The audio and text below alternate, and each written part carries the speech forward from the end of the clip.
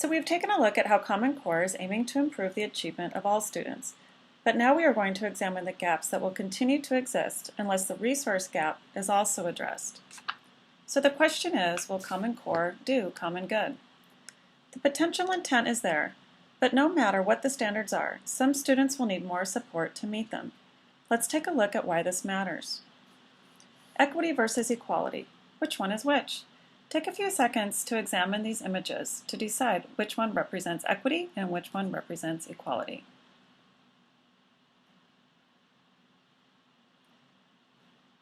The goal is for the students to see the game.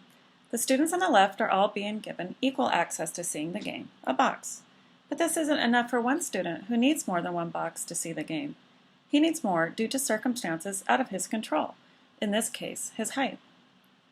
On the right, we see that students have been given equitable access, enough boxes for them to see the game. In one case, no box, resulting in all students attaining the goal of seeing the game. As you may have experienced, and as this week's video, 6,000 Hours, demonstrates, millions of students in this country are born into circumstances out of their control that limit their ability to achieve the goals of education. They need more than equal access. They need additional resources to give them equitable access. As you can see here, this has resulted in the widening of the achievement gap over the last 70 years, despite all our intentions to leave no child behind. In fact, there is evidence that the black-white achievement gap often referenced in educational research is actually closing, but that the income achievement gap is actually growing. There is a wealth of research on the opportunity gaps that exist between low-income and high-income children that result in this income achievement gap. This week's module includes several videos that speak to these differences in exposure to new experiences, exposure to reading materials, as well as many other important aspects of children's development. Summer vacation doesn't help. The problem of summer vacation, first documented in 1906, compounds year after year, resulting in all students falling behind a bit in their academics. This summer slide, as it has become known, is especially acute for low-income students. Research has shown that while students overall tend to lose about a month of progress in math skills each summer, low-income students slip as many as 3 months in reading comprehension compared with middle-income students.